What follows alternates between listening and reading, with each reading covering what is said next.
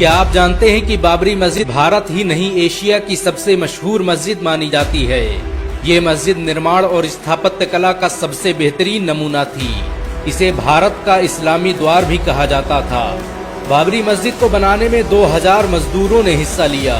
इसे बनाने के लिए दुनिया भर से इंजीनियर और आर्किटेक्ट बुलाए गए थे। ये भारत की एकमात्र मस्जिद थी जिसमें सबसे पहले वॉइस रिफ्लेक्शन टेक्नोलॉजी का इस्तेमाल किया गया।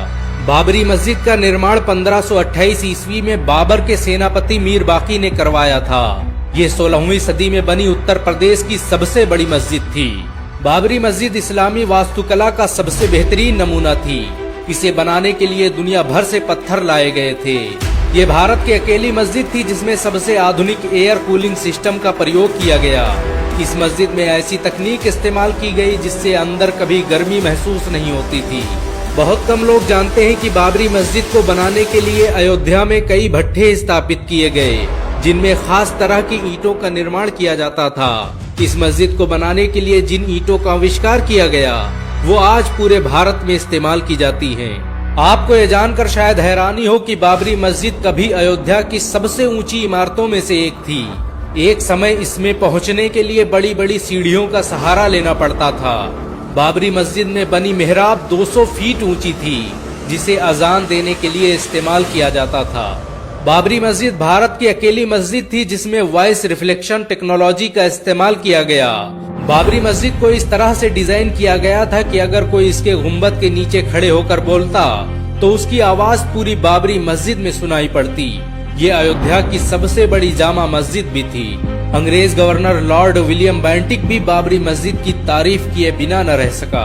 इतिहासकारों की माने तो मीर बाकी ने बगदाद से वजू करने के लिए एक आधुनिक वाश बेसिन मंगवाया, जिस पर खड़े होते ही पानी निकलने लगता था। ये वाश बेसिन कई सालों तक बाबरी मस्जिद में इस्तेमाल किया जाता रहा। इसकी खोज मशहूर मुस्लिम वैज्ञानिक इस्माइल अल-जज़री ने की थी। अल-जज़री दुनिया का पहला वैज्ञानिक था जिसने सबसे पहले क्रैंक शाफ्ट को इजाद किया, जिसके बगैर आज किसी इंजन को नहीं चलाया जा सकता। उसे फादर ऑफ रोबोटिक्स भी कहा जाता है। 3 गुंबदों पर बनी बाबरी मस्जिद में एक कुआं भी मौजूद था, जिसे शिफा वाला कुआं कहा जाता था। ये कुआं बाबरी मस्जिद के शहीद होने से पहले तक पानी देता रहा। 19वीं सदी तक इसे वजू करने के लिए इस्तेमाल किया जाता था। बाबरी मस्जिद के सहन में मौजूद इस कुएं का इस्तेमाल हर धर्म के लोग करते थे। बहुत कम लोग जानते हैं कि बाबर ने भारत में 4 मस्जिदें बनवाई, जिनमें एक बाबरी मस्जिद थी। घाघरा नदी के किनारे बनी इस मस्जिद को बनाने के लिए बाबर ने पत्थर काटने वाले 1500 इंजीनियर बुलाए थे। बाबर को आधुनिक टेक्नोलॉजी से बेपनाह मोहब्बत थी। उसने अपने दौर के सबसे आधुनिक हथियारों का इस्तेमाल किया। बारूद और तोप को बनाने की विधि बाबर ही भारत लेकर आया था। बाबर ने बाबरी मस्जिद में नमाज पढ़ाने के लिए इमाम भी नियुक्त किए, जो सदियों तक इस्लाम की तबलीग का काम करते रहे। बाबर ने बाबरी मस्जिद का निर्माण तो करवाया, लेकिन उसे देखने कभी अयोध्या नहीं आ पाया। बाबरी मस्जिद का निर्माण पूरा होते ही उसकी मौत हो गई। कहा जाता है कि बाबर अयोध्या को मुगल सल्तनत का सबसे ताकतवर केंद्र बनाना चाहता था। यही वजह है कि उसने पूरी ताकत लगाकर अवध रियासत को मुगल सल्तनत का हिस्सा बना दिया। अयोध्या को पहचान दिलाने में बाबरी मस्जिद का बड़ा किरदार रहा। ये निर्माण और स्थापत्य कला का सबसे बेहतरीन नमूना थी। इसके डिजाइन और स्ट्रक्चर को बाद में ताजमहल में इस्तेमाल किया गया। बहुत कम लोग जानते हैं कि बाबरी मस्जिद का निर्माण एक पहाड़ी पर किया गया था। ये पहाड़ी बाढ़ से बचने के लिए अवध प्रांत की सबसे सुरक्षित जगह थी। बाबरी मस्जिद को मंदिर बताने का सबसे पहला काम निर्मोही अखाड़े ने किया। 1853 में नवाब वाजिद अली शाह के दौर में सबसे पहले इस मस्जिद की जगह मंदिर होने के शगुफे ने जन्म लिया और देखते ही देखते एक युद्ध में बदल गया। अंग्रेजों ने जांच पड़ताल की और इसे मस्जिद होने का सर्टिफिकेट दे दिया। आपको ये जानकर शायद हैरानी हो कि तुलसीदास ने अयोध्या में बैठकर ही रामचरितमानस लिखी, लेकिन उन्होंने किसी मंदिर को गिराकर मस्जिद बनाने का जिक्र नहीं किया और न ही इतिहास की किताबों में इसका कोई ठोस सबूत मिलता है।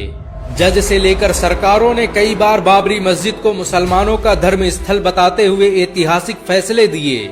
1949 में सिविल जज ने बाबरी मस्जिद को मुसलमानों की मिल्कियत बताते हुए कहा कि इस पर मुसलमानों का हक है और ये एक मस्जिद है जिसका निर्माण बाबर ने करवाया था। बहुत कम लोग जानते हैं कि बाबरी मस्जिद में जिस दिन मूर्तियां रखी गईं वो जुमे का दिन था। इसी विवाद के बाद फैजाबाद कोर्ट ने मस्जिद में ताला लगा दिया। जिस वक्त बाबरी मस्जिद के साथ ये सब हो रहा था उस वक्त कांग्रेस की सरकार थी। नेहरू ने इस विवाद को सुलझाने के लिए तत्कालीन सीएम गोविंद बल्लभ पंत को आदेश दिए, लेकिन उन्होंने नजरअंदाज कर दिया। 1986 में राजीव गांधी ने मस्जिद के कपाट फिर खोल दिए और उसी वक्त राम मंदिर आंदोलन की शुरुआत हो गई। अडवाणी की रथ यात्रा ने सब कुछ बदल दिया। ये रथ जहां से गुजरा वहां की आबो हवा बदल गई और भारत में एक नई राजनीति का आगाज हो गया। 6 दिसंबर 1992 में अयोध्या में कार सेवा का ऐलान हुआ और फिर चंद लम्हों में 2 लाख कार सेवकों ने बाबर की बनाई इस मस्जिद को धूल में मिला दिया। बाबरी की शहादत भारतीय संविधान का खुला मजाक थी। ये भारतीय इतिहास का काला दिन था। सरकार, अदालत और नौकरशाहों के आंखों के सामने जो हुआ वो अपने आप में एक दस्तावेज है। बाबरी मस्जिद को जिस वक्त शहीद किया गया उस वक्त अयोध्या में धारा 144 लगी हुई थी। बाबरी मस्जिद की शहादत के बाद भारतीय रुपये की वैल्यू अचानक 6% घट गई और महंगाई आसमान छूने लगी। बाबरी की शहादत पर बेरोजगारी इतनी बढ़ी कि आज तक उसे कम नहीं किया जा सका। बाबरी मस्जिद की शहादत के बाद हुए दंगों में भारत को 9,000 करोड़ रुपए का नुकसान हुआ। बाबरी मस्जिद भारतीय इतिहास की सबसे विवादित मस्जिद मानी जाती है। इसके केस में 10 लाख से अधिक पन्नों और 2000 से अधिक दस्तावेजों का इस्तेमाल हुआ। बाबरी मस्जिद के शहीद होने के 10 दिन बाद एक इंक्वायरी कमीशन बनाया गया जिसे 3 महीने के अंदर रिपोर्ट पेश करनी थी, लेकिन उसने 17 साल बाद अपनी रिपोर्ट पेश की और इस तरह लिबराहन आयोग भारतीय इतिहास का सबसे खराब इंक्वायरी कमीशन बन गया। बाबरी मस्जिद की शहादत के जिम्मेदार लोगों पर केस दर्ज करने में सीबीआई को 1 साल लग गए। सीबीआई ने 49 लोगों पर केस दर्ज किया जिसमें सारे लोग बरी हो गए और इस तरह बाबरी मस्जिद को किसने शहीद किया ये आज तक किसी को पता नहीं चला। 30 दिसंबर 2010 को इलाहाबाद हाई कोर्ट ने बाबरी मस्जिद पर फैसला सुनाया और उसे 3 हिस्सों में तकसीम कर दिया। मामला सुप्रीम कोर्ट पहुंचा तो उस जगह पर मंदिर बनाने का आदेश दे दिया गया। हालांकि सुप्रीम कोर्ट ने माना कि मस्जिद को शहीद करना गैर कानूनी था और ऐसा करने वाले सभी लोग अपराधी थे। मुसलमानों ने देश हित में सुप्रीम कोर्ट द्वारा दिए गए इस फैसले को भी कबूल कर लिया और दूसरी जगह 5 एकड़ जमीन लेने पर राजी हो गए। हालांकि कई मुस्लिम संगठनों ने इसकी पुरजोर मुखालिफत भी की। आपको ये जानकर शायद हैरानी हो कि बाबरी मस्जिद को शहीद करने वाले बहुत से लोग मुसलमान बन गए। बाबरी मस्जिद पर पहला फावड़ा चलाने वाले बलबीर ने 2 साल बाद इस्लाम कबूल कर लिया और अपना नाम आमिर रखा। उन्होंने पूरे भारत में 100 से अधिक मस्जिदें बनवाई। बाबरी मस्जिद भले ही शहीद हो गई लेकिन उसका इतिहास आज भी लोगों के दिलों में जिंदा है। बाबरी आज भी गर्व से अपने शौर्य और बलिदान की गाथा सुना रही है। अगर एक मुसलमान होने के नाते आपको गर्व महसूस हुआ हो तो इस वीडियो का लाइक और शेयर जरूर करें। ऐसी और वीडियो को देखने के लिए हमारे चैनल को सब्सक्राइब करें, घंटा जरूर दबाएं। Fly, USA, UK, Canada, Australia, Dubai. Umrah packages. International and domestic ticketing and passport services approved by ITA. Supreme Air Travel Services, a trusted name in air travel services. Backside Hajj House. Contact 8855 556 786.